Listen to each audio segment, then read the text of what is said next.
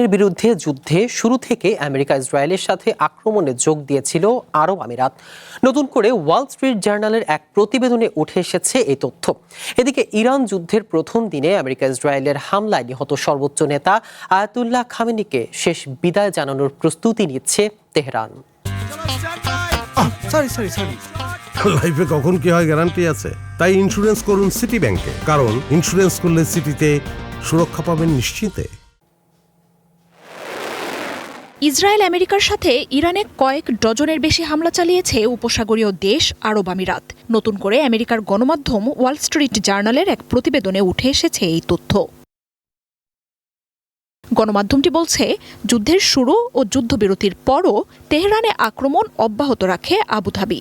সম্প্রতি ইরানে আমিরাতের গোপন হামলার কথা উঠে এসেছিল, তবে নতুন এই প্রতিবেদন যুদ্ধে আবুধাবির দীর্ঘ ও জোরালো সংযোগের তথ্য সামনে এনেছে। ইরানের বিরুদ্ধে এসব হামলায় আমিরাতকে গোয়েন্দা তথ্য সরবরাহ করেছে ওয়াশিংটন ও তেল আবিব।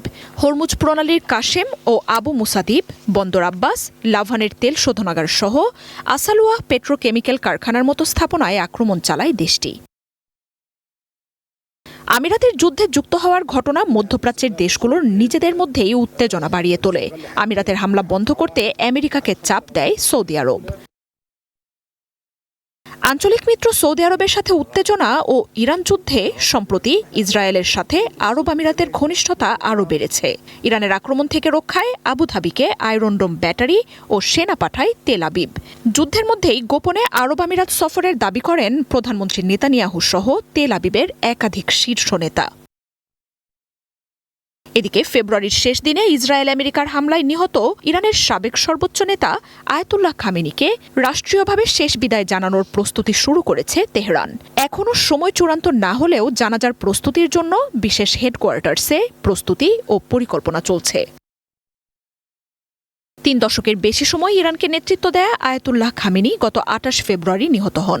একই হামলায় আহত হন দেশটির বর্তমান সর্বোচ্চ নেতা ও আয়াতুল্লাহ খামেনির ছেলে মোজতবা খামেনিও। চলমান সংঘাতে বিভিন্ন বার্তা দিলেও এখনও সামনে আসেননি এই নেতা।